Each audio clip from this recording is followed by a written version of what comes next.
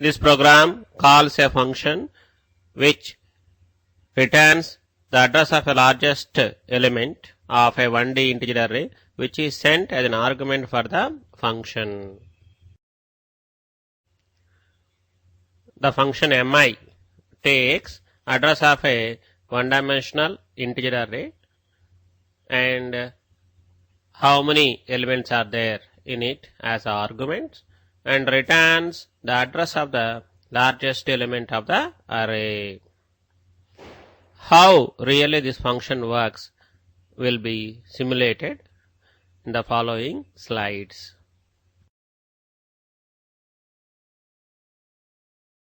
In the main program, variables I, n and pointer variable a are declared. User will be asked to enter a value for n. A integer array is created dynamically with the help of the malloc function. A is the address of the first element of that dynamic array. In our example, a value is considered as 1004. We have already discussed in previous example about the notations of dynamic arrays, addresses, etc. This for loop reads the data into this dynamic array. How it will work we have already explained in our previous example. In this statement we are calling the function mi. For that we are sending the array address, that is a. What is a? 1004. We are sending 1004 and n number of elements 5. That function returns the address of the largest valued element. What is that in the array? Which is the largest valued element? 41. What is its address? 1010. Thus the function returns 1010. For that we are applying indirection operator. That is, we are written star mi a comma n, which means that whatever that function returns, for that we are applying indirection operator. That function is returning 1010, that is the address of the largest valued element, star. In that address, whatever value is available, that will be printed. So what is that value? 41 will be printed.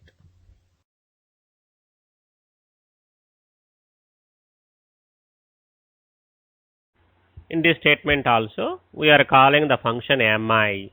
We are sending the address of the array, that is a, that is 1004, and number of elements n we are sending. What that function returns? The address of the largest valued element. That is 1010, that function returns. Star mi a comma n we have written, which means that value in that address is equal to 100. This is the actual thing, which means that in that address we are storing 100. Thus, in place of 41, now 100 will be stored in that location. Remember, till now all the function calls, whatever we have used, they are right to the equality, but now this function call is left to the equality. Just we are trying to remind you, otherwise that is great importance.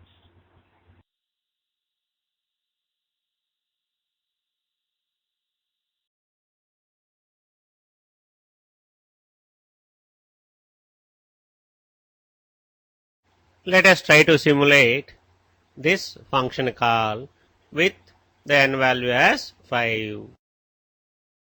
As we are sending the first argument from the main, that is a value, that is 1004, p value becomes 1004. We are assigning the p value to the pointer variable q in the function. thus Q value also becomes 1004. I value is initialized to 1. Is I less than n? Yes. Q value is 1004 star Q, that is 17. P value is 1004. P plus 1, that is P plus I, is 1006. Star of P plus I, that is the value in the memory location 1006. What is it? 31. Is star P less than star of P plus I, that is 17. Is it less than 31? Yes. Thus, for the variable Q, P plus I, that is 1006 is assigned. Now, P is a pointer to the 31, but not to the 17. That is, we wanted P to point to the largest element always. I value will be incremented by 1. Is I less than n? Yes. Currently, Q value is 1006. Star Q is 31. P plus I, 1004 plus 2, that is 1008. Star of P plus I, P value is 1004, P plus I is 1008. Star, the value in that memory location 1008, that is 34. Is star Q less than star of P plus I, that is 31. Is it less than 34? Yes. Thus, P plus I value, that is 1008, is assigned to Q. Thus, Q value becomes 1008. That is, Q now pointing to 34.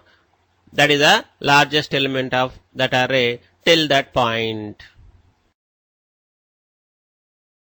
I value will be incremented by 1. Is I less than n? Yes. Now, Q value is 1008. Star Q is 34. P plus I, 1004 plus 3, that is 1010. Star P plus I, that is the value in the memory location 1010, that is 41. Is star Q, is it less than star of P plus I? 34. Is it less than 41? Yes. Thus, P plus I value, that is 1010 value is assigned to Q. Q value becomes 1010. I value will be incremented by 1. Is I less than n? Yes. Q value is 1010. Star Q is 41. P plus I, that is 1004 plus 4. Thus, it is 1012. Star of P plus I, that is the value in 1012 address. What is it? 10. Is star Q, is it less than star of P plus I? That is 41. Is it less than 10? No. Thus, Q value will not get changed. I is incremented again by 1. Currently I value is 5. Is 5 less than n? No. Thus will come out from the for loop. Then the return statement returns the value of Q. What is the value of Q? That is 1010. What is it? That is the address of the largest valued element. Thus, from this function, we will get 1010. That is the address of the largest valued element. Now, when the statement star mi a comma n, when it is executed, from this function we are getting 1010. Then star, that is indirection operator we are applying.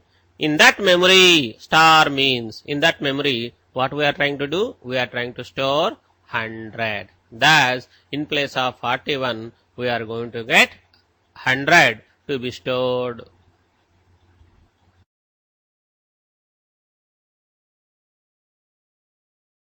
the last for loop will print the array elements except the largest element, that is 41 previously, that is being now made as 100.